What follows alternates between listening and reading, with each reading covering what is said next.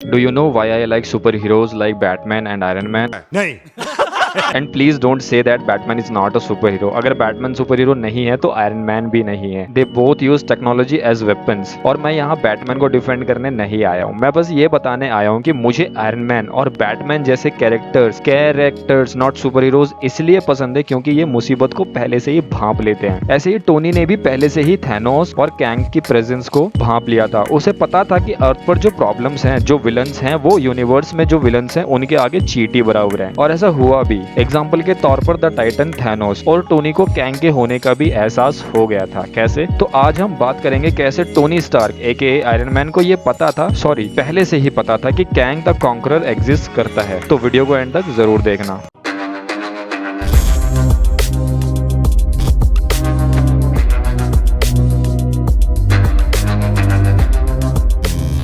Avengers as of Ultron में एक scene आता है जिसमें टोनी आसमान की तरफ इशारा करते हुए कहता है कि दैट्स द एंड गेम। और फिर उसी मूवी के पोस्ट क्रेडिट सीन में हम थैनोस की एक झलक देखते हैं जो कहता है fine I will do it my self. तो टोनी द एवेंजर्स में जब चित्तौरी आर्मी को खत्म करने के लिए स्पेस में रॉकेट से उनके शिप को हिट करने में हेल्प करता है तो उनकी फोर्स देखकर उसे पहले ही एहसास हो गया होगा कि हम जितना समझते हैं यूनिवर्स उससे भी बड़ा है और खतरनाक है। और इसलिए टोनी स्टार्टिंग से ही अपने सूट्स पर काम भी करता रहा है, जहां मैंने आपको ऑलरेडी इस वीडियो में एक्सप्लेन किया है। आप आई बटन पर क्लिक करके देख लेना और मैं लिंक डिस्क्रिप्शन में डाल दूंगा फॉर योर कन्वीनियंस। इस वीडियो में मैंने टोनी के आर्मर्स के बारे में बताया है, जिनमें से कुछ हमने मूवीज में देखे हैं और कुछ नहीं। तो कॉमिक्स में टोनी को इतना आगे की सोच रखने वाला कैरेक्टर दिखाया है जिसने थॉर बस्टर भी बनाया था टू फाइट थॉर। मुझे इस एक्शन का एग्जैक्ट रीजन नहीं पता, पर कॉमिक्स में थॉर एक बार आउट ऑफ कंट्रोल हो जाता है तो वो आर्मर वहाँ काम आता है। ऐसे ही उसने कॉमिक्स में एक हल्क बस्टर बनाया जो हमने मूवी में भी देखा है, विच अगेन प्रूव्स कि Tony could really sense the upcoming danger, या ये कहें कि उसे ये चीजें होने की पॉसिबिलिटीज लगती हैं। एंड फिर एज ऑफ अल्ट्रॉन के उस सीन के बाद तो आप सभी को पता है कि क्या हुआ। कुछ मूवीज के बाद हमने Avengers infinity war and end game में वो सब देखा। मैं मूवी एक्सप्लेन नहीं करने वाला, तुम खुद देख लेना। तो इन्फिनिटी वॉर में हमें वो दिख गया था जो टोनी पहले ही अज्यूम कर चुका था। एंड एंड गेम में जब एंटमैन क्वांटम रियल्म से बाहर आता है, वो बेसिकली क्वांटम रियल्म में 5 साल से फंसा था, पर उसके लिए बस वो 5 मिनट के बराबर थे। तो वापस आने के बाद एंटमैन को थैनोस के इवेंट्स के बारे में पता चलता है, तो वो एवेंजर्स को बताता है कि हम टाइम में पीछे जा सकते हैं और इन्फिनिटी स्टोन्स को कलेक्ट कर सकते हैं। लेकिन टोनी राजी नहीं होता। वो उन्हें उस टाइम भी वार्न करता है, you mess with time it tends to mess back. उसे कहीं ना कहीं ये पता था कि मल्टीवर्स एग्जिस्ट करते हैं और ये भी डाउट था कि कोई टाइमलाइंस को सिक्योर करता है कि ये ठीक तरह से चलती रहे। उसे एग्जैक्टली नहीं पता था कि कौन इन सबको हैंडल करता है, पर ही वाज सर्टेन कि अगर तुमने टाइम के साथ छेड़छाड़ की तो टाइम भी तुम्हारे साथ छेड़छाड़ करेगा और टाइम की छेड़छाड़ तुम्हें बहुत भारी पड़ेगी। टोनी को पता था कि अगर टाइम के साथ गड़बड़ हुई तो अभी बस एक बिग बैड गाय है, फिर और आएंगे, पर फिर भी वो उनका साथ देने के लिए राजी हो जाता है, पर एक कंडीशन पर कि हम पास्ट में जाकर कुछ भी नहीं छेड़ेंगे। हम जाएंगे, इन्फिनिटी जेम्स या स्टोन्स लाएंगे और वापस प्रेजेंट में आकर डस्टेड लोगों को वापस लाएंगे और फिर स्टोन्स को वहीं रख देंगे जहां वो थे, ताकि गायब हुए लोग भी वापस आ जाएं और प्रेजेंट टाइम भी ना बदले, क्योंकि वो अपनी फैमिली को खोना नहीं चाहता था। और जैसा टोनी ने प्रेडिक्ट किया था वैसा ही हुआ। They messed with time and time messed with them. 2014 का थैनोस 2019 में आ जाता है क्योंकि उसे सारे इवेंट्स का पता चल जाता है और उसके बाद टोनी को अपनी जान गंवानी पड़ती है टू सेव देम ऑल। और जैसा कि हम सब जानते हैं कि Tony was right about everything he predicted. अब Ant Man and Wasp Quantumania में हमें कैंग दिखेगा और अब आई टोल्ड यू बोलने वाला भी कोई नहीं होगा। पर मुझे कहीं ना कहीं लगता है कि टाइम वर्स सागा है तो जो हमने कॉमिक्स में देखा वो भी होने के पूरे चांसेस हैं। और जैसा कि हमें पता है कि कैंग टाइम ट्रैवल करके वर्ल्ड्स को कॉन्कर करने की कोशिश करता है, तो क्या कभी उसका सामना आयरन मैन से होगा? लाइक वो पास्ट में किसी ऐसे टाइम में जाए जहां उसे आयरन मैन को कन्फ्रंट करना पड़े। अगर ये हुआ तो बहुत मजा आएगा। और अब एवेंजर्स को लीड करने के लिए टोनी नहीं है, तो जो ऑब्वियस चॉइस बचती है वो है डॉक्टर स्ट्रेंज। और अब doctor strange in the multiverse of madness में ये सारी चीजें बहुत एक्सेस लेवल पर होंगी। So that is it for today guys. I know Tony हम सबका फेवरेट सुपर हीरो